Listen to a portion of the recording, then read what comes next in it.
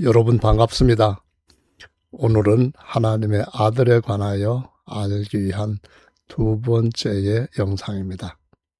제목은 지음받은 아들, 지음받은 아들과 태어난 아들, 태어난 아들은 무엇이 다를까요? 라고 정해보았는데요.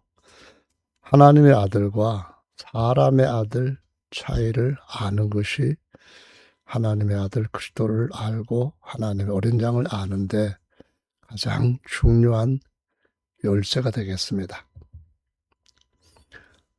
야훼 하나님은 잘 아시는 대로 주 하나님이시죠. 그러나 사람은 아니십니다. 사람은 아니신데 예수님은 어떻습니까? 예수님은 주 하나님이시면서 사람이시기도 합니다. 오늘은 사람이신 예수님에 대해서 두 번째 설명을 드리는 시간이기 때문에 하나님이신 예수님, 이 주제는 다음 시간으로 미루게 됩니다. 요한복음 20장 28절의 말씀을 가지고 예수께서 신격으로서는 주 하나님이심을 증거하는 성경 구절 단 하나만을 제시하고 하나님의 아들로서 사람이신 예수님에 관한 설명을 이어갈 겁니다. 도마가 예수께 대답하여 이르되 나의 그 주님이시며 나의 그 하나님이십니다. 네, 예수님의 신격은 주 하나님이시라는 것이고요. 다시 말씀드리지만은 야훼는 사람 아니십니다. 하나님이십니다. 예수는 하나님이시자 사람이시고 하나님으로서 예수님을 설명하려고 하는 것이 아니고 오늘은 사람으로서 예수님을 설명하려고 하는 겁니다. 예수님은 하나님이시면서 사람이신데 그분은 제사장이자 어린 양이라고 성경에 묘사되어 있습니다. 제사장이라고 하는 것은 기름 부음 받은 자, 곧 메시아 그리스도의 가장 존귀한 직분입니다. 그래서 예수님은 하나님의 아들 그리스도시오라고 고백을 했던 베드로의 고백과 연관되게 대제사장이죠. 뿐만 아니라 우리의 육체가 죄를 지음으로 우리의 죄를 대속하실 수 있는 육체를 입으심으로써 사람의 아들로서 어린 양이심을 보여주고 있습니다. 하나님의 아들은 어떤 분일까요?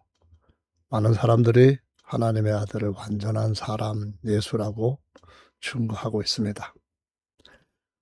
이사야 9장 6절에는 예수님에 관한 신격과 인격이 함께 기록되어 있는데요.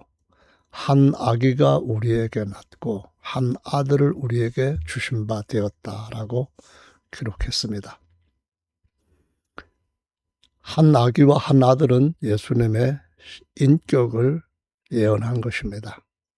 반면에 전능하신 하나님, 영존하시는 아버지, 평강의 왕, 곧 만왕의 왕이신 예수님은 신격으로서 그분이 이와 같은 직분을 가지신 분이다라고 이사야 선지자가 예언한 것입니다. 그런데 이사야 11장 1절에는 예수님의 인격에 대해서 더 명백하게 구별하는데 완전한 사람일 때 속사람과 겉사람의 구별을 이사야 선지자가 이렇게 묘사하고 있습니다. 이새의 줄기에서 난 한 싹입니다. 이새는 다윗의 아버지고요. 이새 줄기는 다윗이고요. 이 줄기에서 난 한 싹이 바로 다윗의 자손으로 오신 예수님, 곧 사람의 아들로 오신 예수님입니다. 그런데 그 뿌리에서, 이 말은 그의 뿌리, 이새의 뿌리입니다. 이새나 다윗의 뿌리에서 한 가지가 났다라고 말씀할 때 만유를 지으신 분을 이렇게 뿌리에 비유했습니다. 만유의 뿌리이기도 하시기 때문에 하나님은 만유의 아버지십니다. 곧 하나님으로부터 나신 아들을 한 가지라고 말씀하고 있죠. 따라서 한 싹은 어린 양, 한 가지는 하나님의 아들 메시아 그리스도라고 예언을 하고 있는데요. 뒷부분에 가서 다시 설명할 것이기 때문에 그때 또 이어가겠습니다. 하나님의 아들은 하나님의 형상이라고 성경은 증거합니다. 하나님께서 언제부터 이 형상을 가지셨는가 하는 것을 골로새서 말씀을 가지고 먼저 살펴보도록 하겠습니다. 골로새서 1장 15절에 보시면은 그리스도께서는 보이지 않는 하나님의 형상이시며 하나님은 아무도 보지 못하였고 볼 수도 없는 분이라고 바울이 증거합니다. 근데 그분을 보이는 형상이 있습니다. 누군가요? 그리스도 하나님의 아들입니다. 만물에 앞서, 만물이란 단어는 헬라어로 파스인데요. 만유라고도 번역을 합니다. 모든 것들을 하나님이 지으셨는데 그것을 하나님께서 지으셨기 때문에 만유의 아버지라고 부르죠. 근데 이 모든 지은 것보다 먼저 앞서 태어나신 그리스도 아들, 이렇게 공동 번역이 개정판에서도 번역을 이렇게 이해하기 쉽게 정확히 번역하고 있습니다. 하나님의 아들은 언제 계셨나요? 하나님의 형상은 언제 계셨는가요? 만물보다 앞서 태어나신 분으로 계신다라고 사도 바울은 증거합니다. 여기서 우리는 하나님의 말씀을 빼거나 더하거나 하지 않는 것이 하나님 앞에서 올바른 태도라고 생각합니다. 로마서 8장 29절에는 하나님이 미리 아신 자들이라고 기록을 하고 있습니다. 미리, 예자 쓰죠. 알지자를 써서 예지하신 자. 하나님이 자기의 아들을, 어떤 아들을 얻으시면은 가장 좋은 아들을 얻는 것일까 아시죠? 하나님은 시간과 공간의 제한을 안 받는 분이시고 알파 오메가이십니다. 미리 그 아들들의 좋은, 완전한, 정말 완벽하게 좋은 아들들, 그들을 이미 아시는 거죠. 그런데 이 예정하신 것이, 미리 아신 것이 그 아들을 형상으로 낳으실 때에 이미 정하셨고 본받게 하기 위하여서 미리 정하셨다라고 증거하고 있습니다. 미리 정하셨다, 예정하셨다는 말이죠. 그래서 처음 낳은 유일한 아들을 많은 형제들 중에서, 다시 말하면 하나님의 많은 아들들 중에서 맏아들이 되게 하시고자 미리 정하신 겁니다. 그러니까 독생자가 언젠가는 맏아들이 되시도록 이미 독생자를 낳으실 때부터 미리 정하셨습니다. 하나님의 모든 계획이 다 이루어지기 전에 하나님은 이미 이루어진 것처럼 보시기도 하십니다. 그리고 그 예지하시고 예정하시는 하나님께서 아담을 자기의 독생자의 모형으로 지으셨습니다. 어떤 사람을 보여주기 위해서 동상을 만듭니다. 이순신 장군 동상, 세종대왕 동상, 다 모형이죠. 실체는 그 모형을 가지고 알 수 있을 뿐이지 실제로는 다른 존재입니다. 하나님께서 독생자의 모형으로 만드신 이유는 이미 그를 맏아들의 자리로 세우시고 같은 형상으로 그 모든 아들들도 병쾌하기 위함이라고 미리 정하셨다는 겁니다. 그래서 로마서 5장 14절에 아담으로부터 모세까지 아담의 범죄와 같은 죄를 짓지 아니한 자들까지도 사망의 왕노릇하였나니, 아담 누군가요? 아담은 첫사람입니다. 오실 자는 누군가요? 바로 하나님의 독생자, 세상을 이처럼 사랑하사 자기의 독생자를 주셔서 세상에 보내심을 받은 자, 그의 모형으로 지었다라고 증거하고 있습니다. 완전한 사람으로서 하나님의 아들, 하나님께서 지으신 첫사람의 본질은 뭔가요? 바로 영과 혼과 육입니다. 사람을 이루고 있는 그 어떤 것, 이걸 갖다가 본질이라고 표현을 했는데요. 영과 혼과 육입니다. 천사들은 본질은 뭔가요? 영입니다. 만들어진 영입니다. 혼과 육은 그들에게는 없습니다. 데살로니가 전서 5장 23절에는 평강의 하나님이 친히 너희로 온전히 거룩하게 하시고 너희의 온 영 퓨뉴마입니다. 혼 푸시케입니다. 몸 소마라고 했는데요. 육체라고 할 때는 사르크스라는 단어를 쓰고 몸이라고 할 때 소마는 육체라는 그런 육의 몸, 그 다음에 신령한 몸 다 소마라고 씁니다. 우리 주 예수 그리스도 강림하실 때에 영과 혼과 소마에 흠이 없게 보존되기를 원하노라 했는데요. 우리는 하나님의 아들 곧 예수 그리스도의 모형입니다. 그러니까 모형보다 완전한 실체에게는 더 나은 영, 곧 나으신 영이죠. 예전에 우리는 지음받은 영이고요. 이런 차이점을 이해하는 것이 매우 중요합니다. 성경은 영이 없는 몸은 죽은 몸이지 완전한 사람이 아니다라고 증거합니다. 야이로의 딸이 죽었어요. 그런데 예수님이 가셔서 살려주셨어요. 그때에 누가복음 8장 55절에는 그 야이로의 딸의 영이 몸에서 나왔을 때 죽었고 다시 몸으로 돌아갔을 때 살아났다라고 말합니다. 그래서 이 영을 하나님께서는 사람에게 있어서 가장 중요한 속사람이라고 증거하고 있습니다. 야고보서 2장 26절에는 퓨뉴아입니다. 역시 위에 있는 야이로의 딸의 영이나 또 우리의 영이나 영이 없는 몸이 죽은 것 같이 행함이 없는 믿음은 죽은 것이다 라고 증거하고 있습니다. 하나님의 아들에게 사람의 영이 있다는 이러한 성경의 증거를 이해 못하거나 안 믿는 분들이 꽤 많습니다. 그런데 성경은 분명하게 이렇게 증거하고 있습니다. 마태복음 27장 50절에 기록된 말씀을 보시면은 예수께서 다시 크게 소리 지르시고 영이 떠나가시다라고 말씀합니다. 푸뉴마입니다. 근데 번역은 혼도 넣었죠.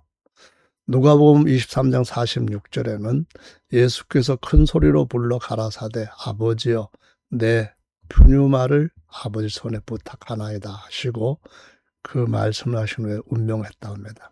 영이 떠나가면은 사람의 몸은 죽은 시체가 됩니다. 요한복음 19장 30절에는 예수께서 신포도주를 받으신 후 가라사대 다 이루었다 하시고 머리를 숙이고 푸뉴마 영이 돌아가셨다라고 말씀합니다.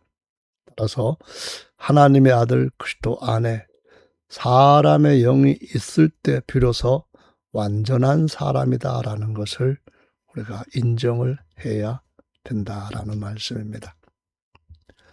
하나님의 아들에게 영뿐만 아니라 혼도 있습니다. 사람의 영과 사람의 혼 합치면 사람의 영혼이죠.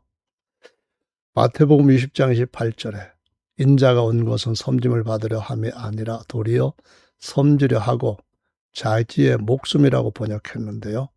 푸시케입니다. 혼이라고 번역되는 데살로니가 전서 5장 23절에 그 단어입니다. 많은 사람에 대해 속물로 주려 함이니라.